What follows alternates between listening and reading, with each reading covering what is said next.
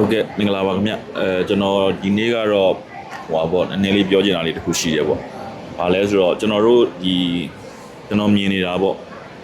လက်ရှိကျွန်တော်တို့ဆိုလာလောကမှာပါဇက်ပြောနဲ့ခမန်းတွက်ချက်နေပြီးတော့မှရောကောတော့ရှောက်လုံနေတဲ့ခေတ်ကတော့အပြီးတိုင်အဆုံးသတ်ဖို့အချိန်တန်ပြီပေါ့နော်ဘာလို့လဲဆိုတော့အခုချိန်မှာတကယ်အင်ဂျင်နီယာစံနှုန်းပြည့်မီပြီးတော့မှတေချာဂရုစိုက်လုပ်နေတဲ့ပညာရှင်တွေပေါ်ထွက်လာစေဖို့အတွက် MSCI ရဲ့အနေနဲ့မြို့သားအဆင့် National Solar Accreditation Program ကြီးကိုစတင်မိတ်ဆက်နေပါပြီပေါ့နော်အဲ့ဒီစီမံကိန်းကြီးကတော့ကျွန်တော်တို့စာရွက်ပေါ်မှာပဲရေးထားတဲ့blueprint တခုမဟုတ်ဘူးခင်ဗျတကယ်လက်တွေ့ implementation နဲ့ execution ကိုတကယ်ကွင်းဆင်းမောင်းနေနိုင်တဲ့ professional solar accreditation framework ကြီးတခုပေါ့နော်ဒီစီစဉ်ကြီးတစ်ခုလုံးမှာကျွန်တော်တို့ကနည်းပညာဉာဏ်တွေအတွက်ကို technical pathway အဆင့်3ဆင့်ရှိမယ် engineer တွေအတွက်ကိုengineering qualification pathway ဆိုပြီးအဆင့်2ဆင့်ရှိတယ်စုစုပေါင်းအဆင့်5ဆင့်နဲ့စနစ်တကျစီမံထားတာပေါ့နော်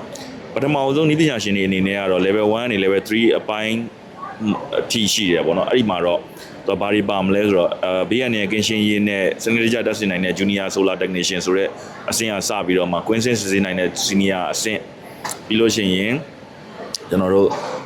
လုပ်ငန်းခွင်အနေအတွေကိုစီမံခန့်ခွဲနိုင်ပြီးတော့မှအဖွဲ့ကိုဦးဆောင်နိုင်တဲ့ master solar technician ဒါမှမဟုတ်ရှင် solar crew lead ပေါ့အထိအဆင့်3ဆင့်ပါဝင်နေမယ်ခင်ဗျ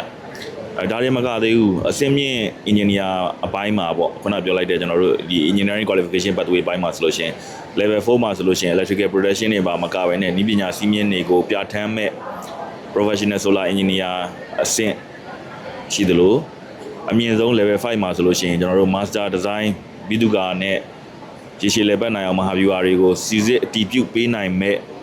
professional chief solar system engineer အဆင့်အထိပါတိတိကျကျသတ်မှတ်ထားတာဖြစ်ပါတယ်ခင်ဗျအဲကြတော့စိတ်ဝင်စားရဲဆိုရင်ကျွန်တော်တို့ ਨੇ လာပြီးတွေ့ဆုံပြီးတော့မှမေးမြန်းလို့ရပါတယ်ကျွန်တော်တို့ YCCC မှာဒီနေ့ညနေခင်းထီအောင်ရှိပါမယ်ခင်ဗျဒီညနေခင်း9:00နာရီလောက်ထိကျွန်တော်တို့ရှိပါမယ်ခင်ဗျဟုတ်ကဲ့ကျေးဇူးတင်ပါတယ်